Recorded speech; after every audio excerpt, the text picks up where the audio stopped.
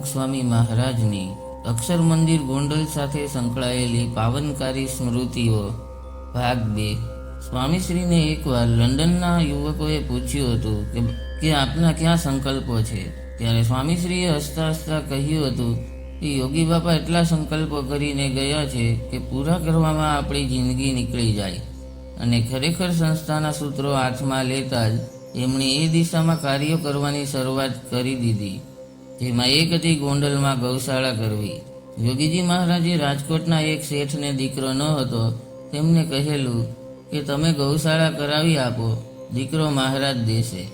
એમણે હા પાડી। પુત્રનો જન્મ થયો, પરંતુ એ શેઠથી સેવા થઈ શકી નહીં।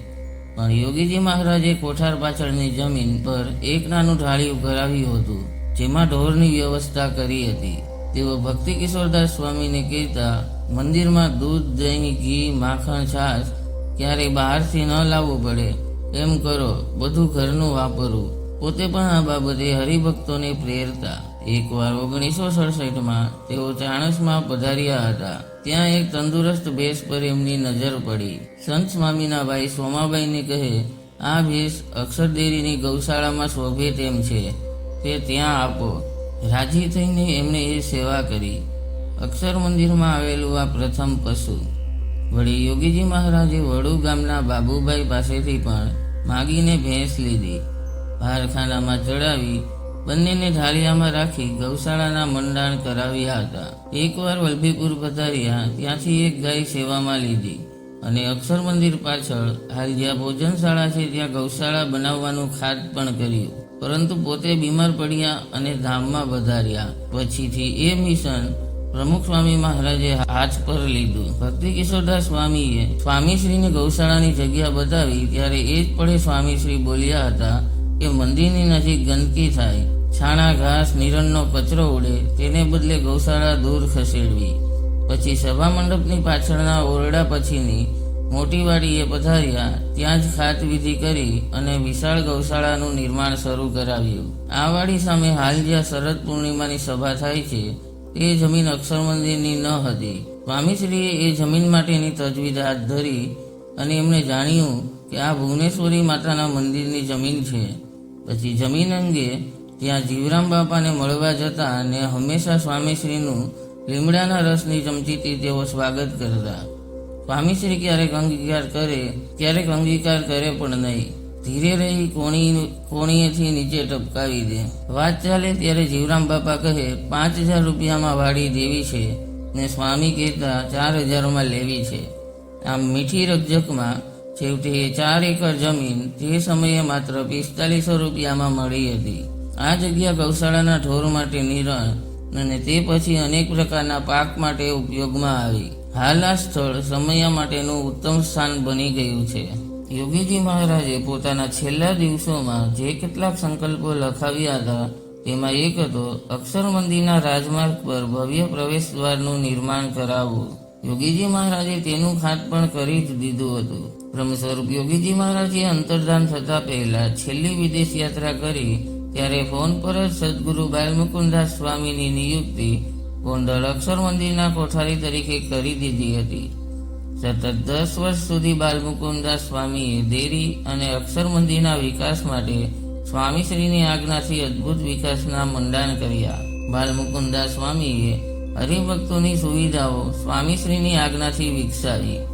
મંદિરની પાછળના ભાગમાં વિશાળ ભોજનશાળા, રસોડું, શિબિરો માટેનો સભાખંડ, ઓફિસો વગેરેનું નિર્માણ કરાવ્યું।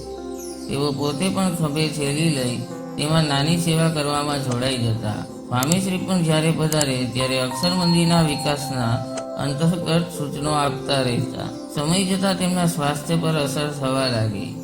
આથી સ્વામીશ્રીએ 1980માં ભાદરા ખાતે કોઠાર સંભાળતા સેવાનિષ્ઠ સંત જ્ઞાનપ્રસાદદાસ સ્વામીને અક્ષર મંદિરના કોઠારી તરીકેની સેવા સોંપી। આ જ અરસામાં રાજમાર્ગ ઉપર વિશાળ અક્ષરધામનું નિર્માણ શરૂ થઈ ચૂક્યું હતું। સ્વામીશ્રીએ જાતે આ દ્વારની ડિઝાઇન કેટલાક ફેરફારો કરાવીને પાસ કરી હતી। રાજસ્થાનથી ખાસ લાલ પથ્થરના કારીગરો જે નાગર શૈલીના સ્થાપત્યને જાણતા હોય તે ગુજરાતમાં પ્રથમવાર જ આ કામ માટે આવીને વસ્યા હતા. કેટલાક ઉદ્ધત તો કેટલાક વ્યસની, કેટલાક મૂડી તો કેટલાક ગરમ મિજાજના. આ કારીગરો એવા હતા, એકાદને જરાક વાકું પડી જાય તો બધા જ બધું કામ મૂકી એક સાથે હડતાલ પર ઉતરી જાય. આવા માણસો સાથે કેવી રીતે ઠંડા દિમાગથી કામ લેવું તે સ્વામીશ્રી હંમેશા જ્ઞાની સ્વામીને જણાવતા રહેતા. હંમેશા પત્રો પણ લખતા. એક જગ્યાએ તેઓ લખે છે, આપને યોગીજી મહારાજના સ્થાનમાં સેવા મળી છે. તે જેવી રીતે સેવા કરતા તેમ પૂરી સાધુતા નમ્રતાથી સેવા કરશો. કારીગર આવા જ હોય છે, પણ એને અક્ષરદેરીના સ્થાનની સેવા મળી છે, તેથી એ પણ ભાગ્યશાળી છે. તો મગજ પર બરફની પાટ મૂકી બધાને સાચવી લેવા ને કામ કઢાવી લેવું. યોગી બાપા કહેતા એમ હંબીડીચ ન કરવું તો કામ સમયસર પૂરું થઈ જશે. જ્ઞાની સ્વામીએ પણ આ સેવા સંપૂર્ણ કરી ત્યારે તેઓ કહે છે તે મારું પણ ઘડતર થવા લાગ્યું હતું. આખરે 4 વર્ષની મહેનત પછી તારીખ 31/10/1982 રોજ નાગર શૈલીમાં ગુલાબી પથ્થરનું ભવ્ય પ્રવેશ દ્વાર ઉદ્ઘાટિત કરવાનો અવસર આવી ગયો. ઉદ્ઘાટન પ્રસંગે પ્રમુખ સ્વામી મહારાજ ખૂબ જ ભાવવિભોર હતા. જાણે ગુરુહરિના ચરણે આ અંજલિ અર્પણ કર્યાનો અદ્ભુત સંતોષ મુખારવિંદ પર જોઈ શકાતો હતો. સ્વામીશ્રીએ તે દિવસે કહ્યું હતું, અક્ષરદ્વારના ઉદ્ઘાટન વખતે અક્ષરધામનો દરવાજો જેવો હોય તેવો આ દરવાજો છે.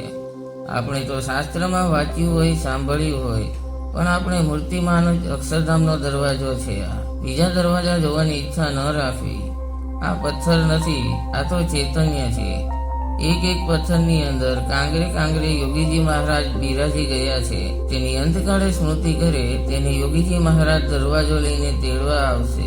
અને બપોરે કથામાં કહ્યું, અક્ષર મંદિરની રજે રજમાં યોગીજી મહારાજ છે. તારીખ 24/8/1985 રોજ સ્વામીશ્રી મુંબઈ બિરાજતા હતા. હજુ તાજેતરમાં જ લંડન ખાતે QPR સ્ટેડિયમમાં એમની સુવર્ણ તુલાનો ભવ્ય મહોત્સવ યોજાયો હતો. સંતો એ સમયની સ્મૃતિ કરી રહ્યા હતા. ખાસ તો સુવર્ણ તુલાના દિવસે સવારથી જ હવામાન ખાતાએ સ્પષ્ટ આગાહીઓ કરી હતી કે એ દિવસે ધોધમાર વરસાદ પડશે. તેથી સૌ ચિંતિત હતા. જોકે નવાઈ એ થઈ કે આખા સ્ટેડિયમમાં એક પણ ટીપું વરસાદ પડ્યો નહીં. પણ સૌ બહાર નીકળ્યા ત્યારે ખબર પડી હતી કે સ્ટેડિયમની ચોતરફ સર્વત્ર જળબંબાકાર છે. સંતોએ આ વાત સંભાળીને કહ્યું, બાપા બહુ મોટો ચમત્કાર પૂર્યો. તરત જ સ્વામીશ્રીએ કહ્યું હતું, એમાં કંઈ આપણું ધાર્યું નથી ચાલતું. આપણું ધાર્યું થતું હોત તો આખી દુનિયામાંથી દુઃખ ટાળી દે, પણ બધું ભગવાનનું ધાર્યું થાય છે. લંડનમાં એમની દયા ને અમે એ દિવસે અક્ષરદેરીની પ્રાર્થના કરી હતી. એમ કહેતા એક જૂની સ્મૃતિ સંભાળવા લાગ્યા અને કહ્યું, ગોંડલમાં મહારાજા ભગવતસિંહજીની જયંતિ ઉજવવાની હતી. એમની સુવર્ણ તુલા પણ રાખી હતી. એ વખતે વરસાદ પડું થાય, બધાને ચિંતા થઈ. હજારો માણસ આવેલા. વરસાદ પડે તો બધું ફેલ થઈ જાય. પછી ચંદુભાઈ વિદ્યાધિકારી હતા, તે તરત મોટર લઈને આવી ગયા અને દેરીએ દીવાની માનતા કરી કે વરસાદ ન પડે. પછી આખો ઉત્સવ બહાર પડી ગયો અને બધા વિખરાયા. પછી વરસાદ પડેલો. એમ QPR સ્ટેડિયમમાં વરસાદ ન પડ્યો તે અક્ષરદેરીના પ્રતાપે થયું છે. અમે પ્રદક્ષિણાની માનતા માની હતી ને પછી તો સંતોએ 500 પ્રદક્ષિણા અને હરિભક્તોએ મહાપૂજા અને પ્રદક્ષિણાની માનતા માની. એમ દેરીના પ્રતાપે બધું પાર પડી ગયું. સ્વામીશ્રી દેરીનો મહિમા વિસ્તારવાની કોઈ તક જવા દેતા નથી. અને એમને મન તો અક્ષરદેરી એટલે જાણે કલ્પવૃક્ષ. તારીખ 4/10/1985 દિવસે ગોંડલ મંદિરે મયુરાકારના મુગટના હીરા ખરી પડેલા. તે નવા બેસાડ્યા હતા. સોની સ્વામીશ્રીને મુગટ બતાવવા આવ્યા. સ્વામીશ્રી રાજી થયા પછી કહે, આ મુગટનું વજન કેટલું હશે? સોની કહે, 3 કિલો. સ્વામીશ્રી કહે, ઓહો, 3 કિલો માથા પર સી રીતે પહેરી શકાય? સોની કહે, ભગવાન તો આખા બ્રહ્માંડનો ભાર ઉપાડે છે. સ્વામીશ્રીએ કહ્યું, એ વાત તો સાચી, પણ તમે 3 કિલો ભાર માથા પર કલાક રાખીને તો જુઓ. આમ સ્વામીશ્રીને મન ઠાકોરજી પ્રત્યક્ષ જ હોય છે. સ્વામીશ્રી અવારનવાર હરિભક્તોના સુખ દુઃખના પ્રસંગોમાં હર્ષ હોય કે શોક બંનેમાં અક્ષરદેરીની પ્રદક્ષિણા કરજો, માનતા રાખજો એમ કહી સૌને દેરીના સંબંધમાં રાખતા હોય છે. ગોવિંદ ઓઝા સ્વામીશ્રીને કહે, અમે બધા તો અક્ષર દેરીની પ્રદક્ષિણા ફરીએ છીએ, તેમાં સકામ ભાવ હોય છે, પણ આપણે પ્રદક્ષિણા કરવાની શી જરૂર છે? સ્વામીશ્રી ત્યારે તરત જ બોલ્યા, આપણે બીજું શું હોય? ભગવાન રાજી થાય અને હરિભક્તો સુખી બને, ઉત્સવ સમયા સારા થાય એવા સંકલ્પો હોય. ત્યારે ગોવિંદ ઓઝા કહે, એ બધું કરવાનું તો આપના હાથમાં છે. ત્યારે સ્વામીશ્રીએ કહ્યું, એ બધું ભગવાનના હાથમાં છે ને હોય તો આપણે ભજન તો કરવું જ જોઈએ. આવી જ પ્રશ્નોત્તરી એકવાર મુંબઈના બાળક નીલકંઠ સાથે કરી, ત્યારે સ્વામીશ્રીએ અક્ષરદેરીને સાક્ષાત અક્ષરધામ સાથે સરખાવી હતી. નીલકંઠે પૂછ્યું, સ્વામી, આપ આટલો ભીડો વેઠીને અમને રાજી કેમ કરો છો?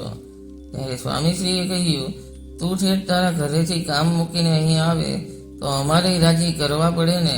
નીલકંઠે કહ્યું, મારું ઘર તો નજીક છે, આપ તો ઠેઠ રાજકોટથી આવ્યા. ત્યારે સ્વામી બોલ્યા, ઠેઠ અક્ષરધામથી આવ્યા છીએ. એકવાર સ્વામીશ્રી ગોંડલમાં ઠાકોરજી જમાડી રહ્યા હતા, ત્યારે સંગીતની વાત શરૂ થઈ, જેમાં સેવક સંતોએ પ્રશ્ન કર્યો, આપે શાસ્ત્રીજી મહારાજને દિલરૂબા વગાડતા જોયા છે? કેવી રીતે તેઓ વગાડતા? સ્વામીશ્રીએ તરત એ દિવસો યાદ કરીને કહ્યું, હા, એ બહુ સારું વગાડી જાણતા. મેં બહુ જોયેલા નહીં, પણ એકવાર આ દેરીના ચોકમાં રાયણ છે ત્યાં નીચે ઓટા પર બિરાજ્યા હતા.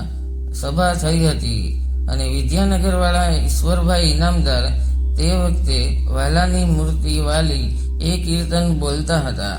ત્યારે સ્વામીએ એમને દિલરૂબા વગાડીને સંગત આપેલી તે પ્રસંગ યાદ છે.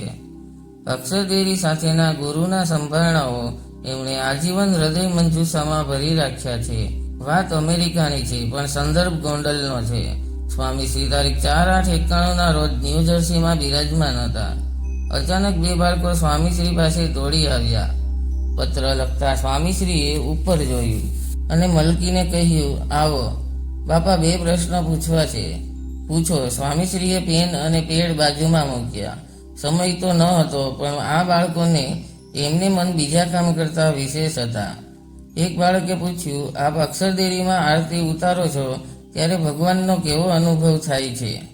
સ્વામીશ્રીએ કહ્યું, ભગવાન સાક્ષાત બેઠા છે ને હું આરતી કરું છું. તમે જેમ સામે બેઠા છો એમ એ બેઠા હોય ને વાત થાય છે, એ અનુભવ થાય છે. બાળકે પૂછ્યું, આપનામાં અને શ્રીજી મહારાજમાં શું ફેર છે? સ્વામીશ્રી તરત જ બોલ્યા, મહારાજ સાક્ષાત પુરુષોત્તમ નારાયણ છે અને આપણે એમના દાસ કે સેવક છીએ. બીજા બાળકે પૂછ્યું, ભગવાન છે? ત્યારે સ્વામીશ્રી તરત બોલી ઉઠ્યા, છે જ, તો જ તું ને હું બોલી ચાલી શકીએ છીએ, તો જ આખું વિશ્વ ચાલે છે, માટે હંમેશા ભજન કરતું રહેવું. 1987નું એ વર્ષ ગુજરાત માટે એટલી કટોકટીવાળું હતું કે સ્વામીશ્રીએ શરદોત્સવ કે અન્નકૂટોત્સવ તમામ મંદિરમાંથી રદ કરાવ્યા હતા. ગોંડલ આવતા પહેલા છોટુભાઈ અજમેરાએ શરૂ કરાવેલા ઢોરવાડામાં સ્વામીશ્રીએ પગલાં કર્યા. રાજકોટ રોડ પર રતનપરના એ ઢોરવાડામાં 10,000 ઢોર લવાયા હતા. સ્વામીશ્રીએ જેવો ત્યાં પ્રવેશ કર્યો કે એક સાથે 25-30 વાછરડાઓનું ટોળું ઘાસ પાણીની આશાએ સ્વામીશ્રી તરફ દોડી આવ્યું. એ મૂક પશુઓની આંખેથી આંસુની ધારા ચાલી રહી હતી. સ્વામીશ્રી સ્તબ્ધ બની ગયા. હૈયું ભરાઈ આવ્યું. માન થોડી જ મિનિટ વીતી હતી, પણ હવે તેઓ અહીં ઊભા રહી શકે તેમ પણ ન હતું. આયોજકોએ ઘાસની તીવ્ર તંગીની વાત માંડી ત્યારે સ્વામીશ્રીની આંખોમાં કૃતનિશ્ચયની એક વિશેષ ચમક દેખાતી હતી. સ્વામીશ્રીએ તરત રાજકોટના કોઠારી યોગી સ્વરૂપદાસ સ્વામીને ઘાસની ટ્રકો માટે વ્યવસ્થા કરવા જણાવ્યું, પણ રાજકોટમાં એ સંભવ જ ન હતું, કેમ કે ગુજરાતથી ચારાની એકાદ ટ્રક આવે ત્યાં તો તેને ખરીદનારા 10 જણા ઊભા હોય. આથી સ્વામીશ્રી ત્યાંથી નીકળી ગોંડલ પધાર્યા. કોઠારી જ્ઞાનપ્રસાદદાસ સ્વામીને બોલાવ્યા. સ્વામીશ્રીનો સ્વર ધ્રુજી રહ્યો હતો અને ગળગળા થઈને કહ્યું, જ્ઞાની, ગમે ત્યાંથી ઘાસની વ્યવસ્થા કરો ને રતન પરના ઢોરવાડે મોકલો. મારાથી એ વાછરડાઓની ભૂખ જોવાતી નથી. એમની આંખો ભીની બની હતી. જ્ઞાની સ્વામીએ કહ્યું, બાપા, ઘાસ મળવું તો મુશ્કેલ છે, પણ આપણે ડાંગરામાં 20 વીઘા બીડ વાવ્યું છે, તેમાંથી મોકલી દઈશું, આપ ચિંતા ન કરો. તરત સ્વામીશ્રીએ પૂછ્યું, ક્યારે મોકલીશ? જ્ઞાની સ્વામીએ કહ્યું, બાપા આજે જ સાંજ સુધીમાં. સ્વામીશ્રી ખૂબ રાજી થયા. સંતોએ યુદ્ધના ધોરણે કામ ઉપાડી લીધું. ખેતમજૂરો અને યુવકોને ઉપાડ્યા અને પૂરા 1 મહિના સુધી એ ભીડમાંથી 10,000 બળદો અને ગાય ભેંસો માટે ઘાસનો પ્રવાહ ડાંગરાની જમીન પરથી અને સ્વામીશ્રીની કરુણા ભૂમિ પરથી વહેતો હતો. સ્વામીશ્રીએ જ્ઞાની સ્વામીને કહ્યું, બધા જ મંદિરના કોઠારીઓને ગોંડલ બોલાવો. ફોન ધણધણવા લાગ્યા. સ્વામીશ્રીના ઉતારાની બહારના મોટા હોલમાં સ્વામીશ્રીએ મીટિંગ ભરી. પોતે જોયેલા ઢોરોના દુઃખની વાત કરી અને આદેશ આપ્યો, આપણે સંસ્થા તરફથી કેટલ કેમ્પ કરવા છે, તેનું આયોજન ગોઠવો. પરંતુ મોટાભાગના સંતોને આ કામ કઠિન જણાતું હતું. એમણે વિનંતી કરી કે સ્વામી, ઢોરવાડાનું સંચાલન કરવું એ આ સમયમાં એટલું સહેલું નથી. આ સાંભળતા જ સ્વામીશ્રીની વાણીમાંથી જાણે તેજની ધાર છૂટી. શું વાત કરો છો?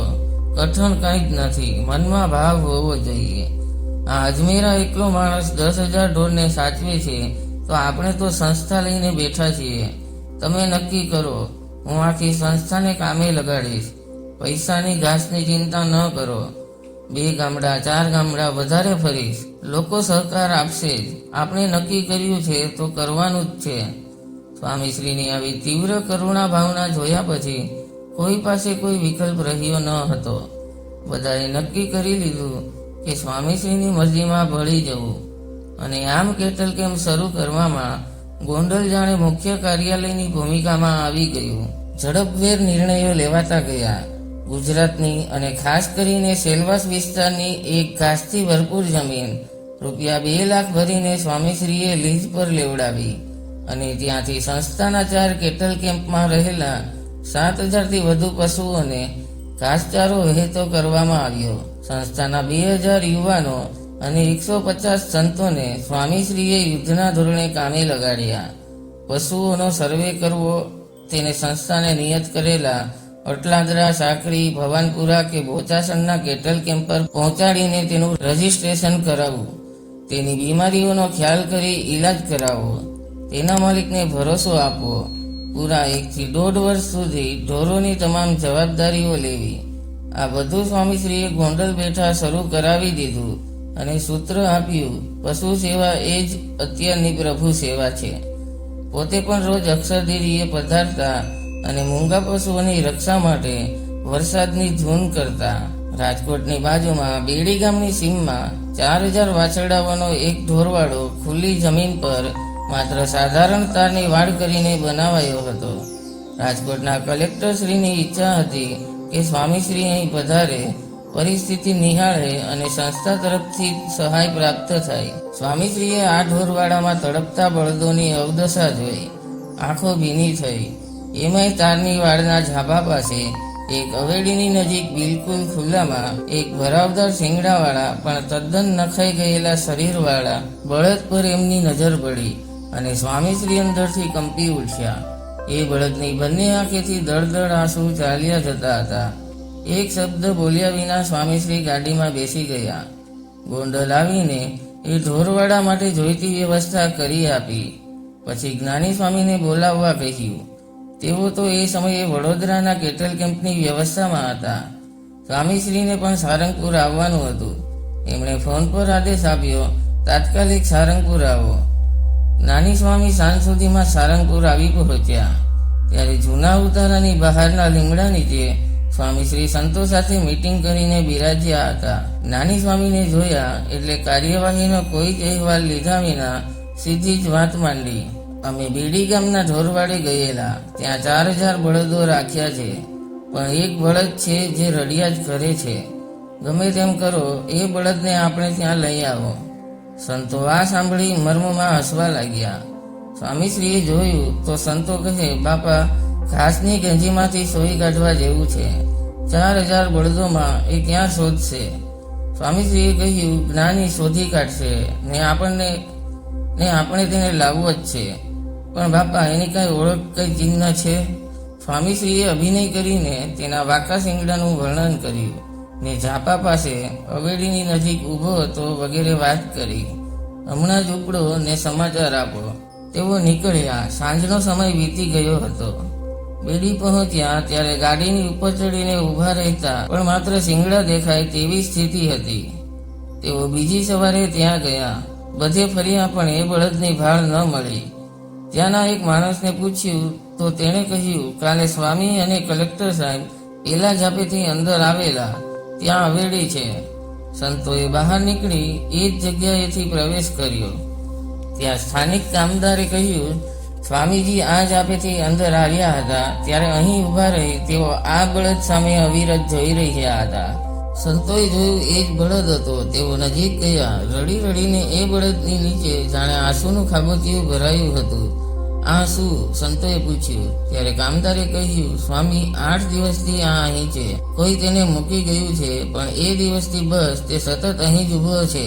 નથી પાણી પીધું કે નથી ઘાસનું તરણું લીધું, બસ રડિયા જ કરે છે. સંતોએ તરત તેના માટે વ્યવસ્થા કરી અને ગોંડલ લાવ્યા અને સ્વામીશ્રીને સમાચાર પહોંચાડી દીધા. 3 મહિનામાં બળદ તાજો માજો થઈ ગયો.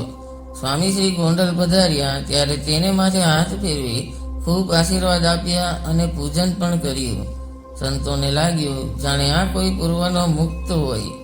સ્વામીશ્રીની કરુણા અહીંથી અનરાધાર વહી હતી તેનું સાક્ષી છે આ ગોંડલ તીર્થસ્થાન. વધુ વાતો પછીના ભાગમાં. જય સ્વામિનારાયણ.